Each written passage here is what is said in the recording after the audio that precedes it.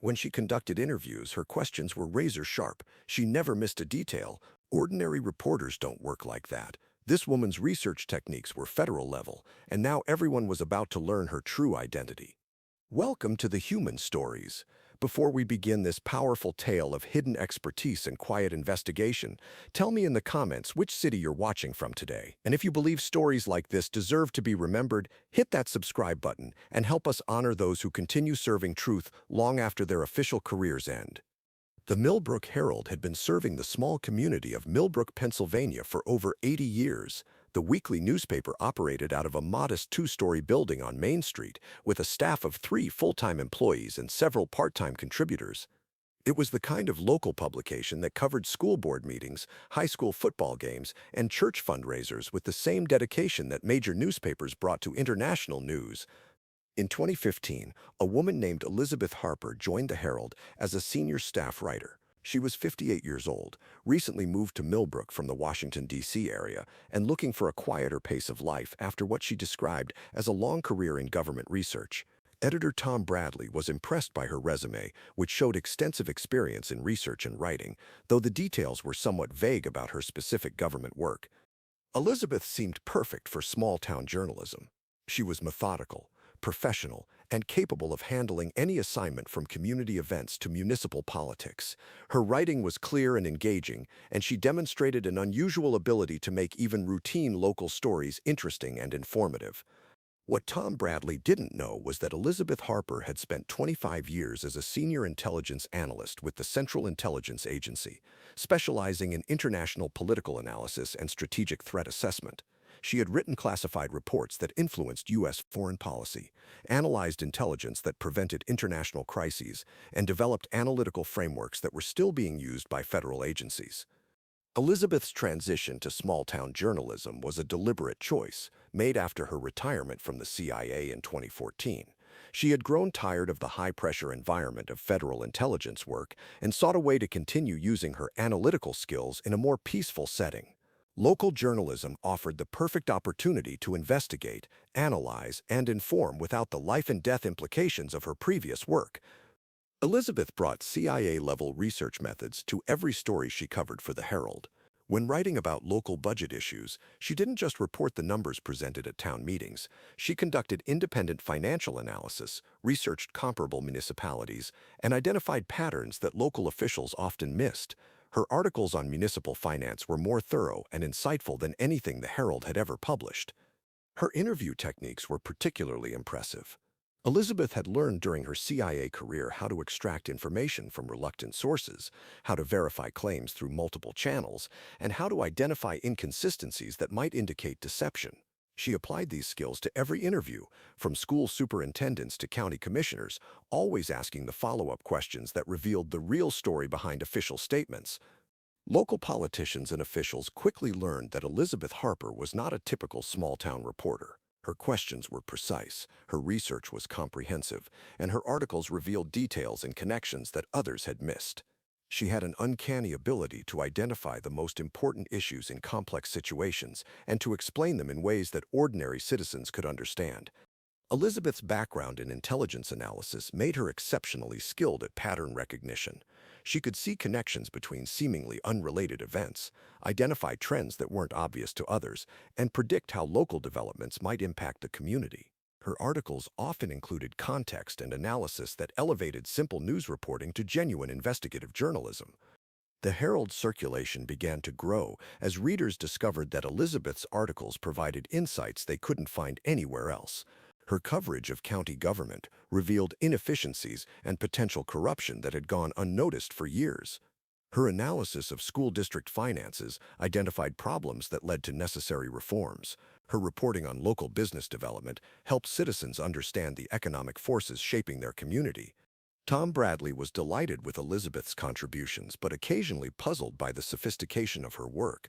Her research methods seemed unusually advanced for someone with a government research background, and her network of contacts extended far beyond what most journalists could access. When she needed expert opinions or background information, she could somehow reach sources at federal agencies, international organizations, and academic institutions that normally didn't respond to small-town newspapers. Elizabeth's true background began to surface during her coverage of a routine story that unexpectedly became much more significant. In early 2017, she was assigned to write about a proposed development project that would bring new businesses to Millbrook's downtown area. The project seemed straightforward, a legitimate developer with proper financing and community support. But Elizabeth's investigation revealed something troubling. Her analysis of the financial documents, her research into the developer's background, and her examination of similar projects in other communities suggested that the proposal might be connected to money laundering activities. The patterns she identified were subtle and would have been invisible to most researchers, but her CIA training had taught her to recognize the signs of financial crimes designed to appear legitimate. Elizabeth faced a dilemma. Her intelligence analysis strongly suggested criminal activity, but she was now a small-town journalist without the resources or authority to investigate international financial crimes. She couldn't reveal the extent of her analytical capabilities without exposing her CIA background, but she also couldn't ignore evidence of potential criminal activity in her adopted community. Elizabeth decided to approach the story as a journalist while using her intelligence skills to build an airtight case. She began a methodical investigation that would have impressed her former CIA colleagues, tracking financial connections across multiple jurisdictions, identifying shell companies, and mapping a network of relationships that connected the Millbrook development to a much larger criminal enterprise. Her investigation required skills that went far beyond normal journalism. She used financial analysis techniques developed for tracking terrorist funding, applied social network analysis methods used in counterintelligence operations, and employed source verification procedures that were standard in CIA reporting but unknown in civilian journalism. Elizabeth's work revealed that the proposed development was indeed part of a money laundering scheme involving real estate investments across several states. The criminals had chosen small communities like Millbrook because they believed local officials and media wouldn't have the sophistication to identify their activities. The challenge was presenting her findings in a way that would be credible to local readers and law enforcement without revealing the advanced analytical methods she had used. Elizabeth wrote a series of articles that carefully documented her discoveries, presenting the evidence in a logical sequence that led readers to the same conclusions she had reached through intelligence analysis. Her articles attracted attention far beyond Millbrook. State investigators, federal agents, and financial crime specialists recognized the quality of her analysis and began their own investigations based on her reporting.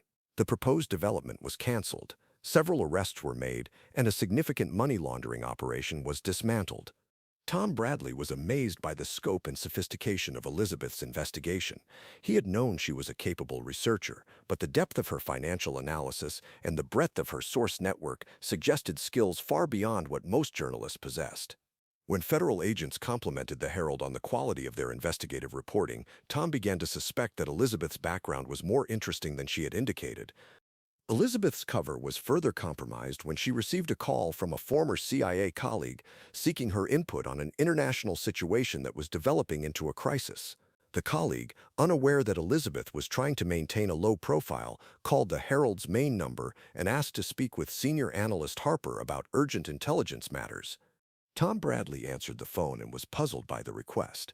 He transferred the call to Elizabeth, but the incident raised questions about her previous work that she could no longer avoid. When Tom asked about the call, Elizabeth realized that her carefully maintained cover was beginning to unravel. The complete revelation came during Elizabeth's coverage of an international incident that had local implications. A foreign national living in Millbrook was arrested on espionage charges, and Elizabeth was assigned to report on the story. Her analysis of the case, her understanding of espionage methods, and her insights into international intelligence operations were so sophisticated that Tom Bradley finally confronted her directly about her background. Elizabeth made the decision to reveal her CIA career to her editor, though she requested that the information be kept confidential. She explained her 25 years of service as an intelligence analyst, her work on some of the most sensitive national security issues of the past quarter century, and her decision to retire to a quiet life in small-town journalism. Tom Bradley was initially overwhelmed by the revelation. He had been working with a former senior CIA analyst without knowing it, and her contributions to the Herald suddenly made much more sense. Her analytical skills, her research methods, and her network of contacts all reflected her intelligence background rather than typical journalism training.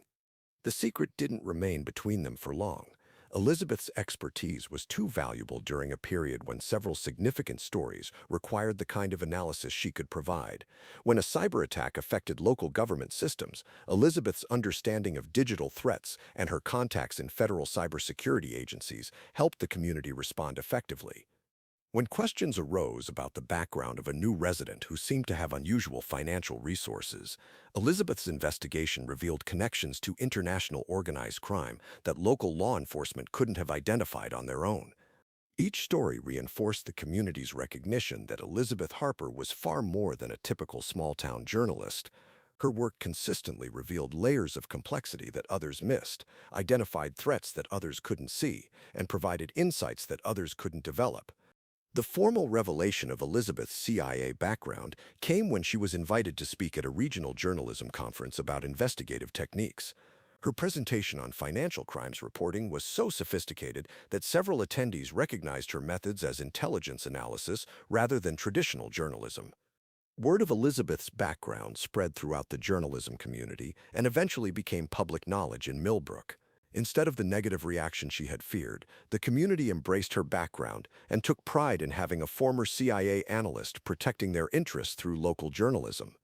Elizabeth's reputation attracted attention from larger news organizations, academic institutions, and consulting firms, seeking someone with her unique combination of intelligence analysis skills and journalism experience.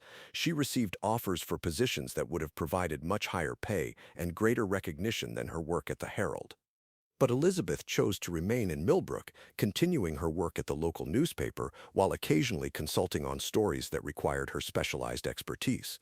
She had found satisfaction in using her analytical skills to serve a community that valued her contributions, and she appreciated the opportunity to continue investigating and analyzing without the pressure and secrecy of her CIA career. Elizabeth's work became a model for how retired intelligence professionals could transition their skills to civilian careers that continued to serve the public interest. Her success demonstrated that analytical capabilities developed in national security work could be effectively applied to local journalism, community protection, and civic engagement. The Millbrook Herald became known throughout the region for the quality of its investigative reporting. Elizabeth's articles were reprinted by larger newspapers, cited by academic researchers, and used as examples in journalism schools. The small-town newspaper had gained a reputation for analysis and investigation that rivaled much larger publications.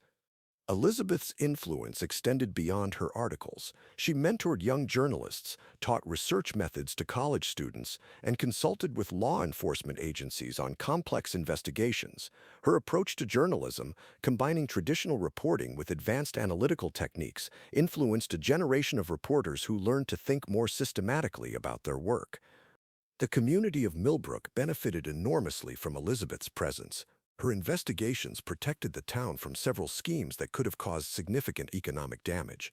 Her analysis of local government helped improve efficiency and accountability. Her coverage of community issues elevated public discourse and helped residents make better-informed decisions. Elizabeth's story spread throughout the intelligence community, inspiring other retired analysts to find ways to continue serving the public through civilian careers. Her demonstration that CIA skills could be successfully adapted to local journalism encouraged other professionals to seek opportunities where their analytical expertise could benefit their communities.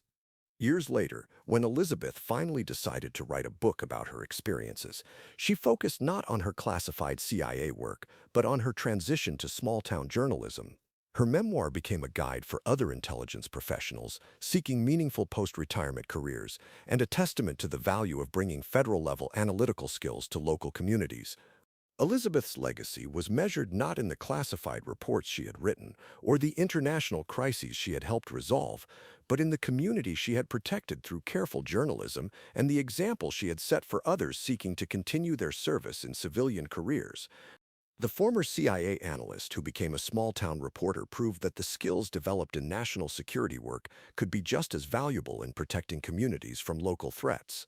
Her transition from analyzing international intelligence to investigating municipal politics demonstrated that the fundamental mission of protecting people through careful analysis and reporting remained the same, regardless of the scale or setting.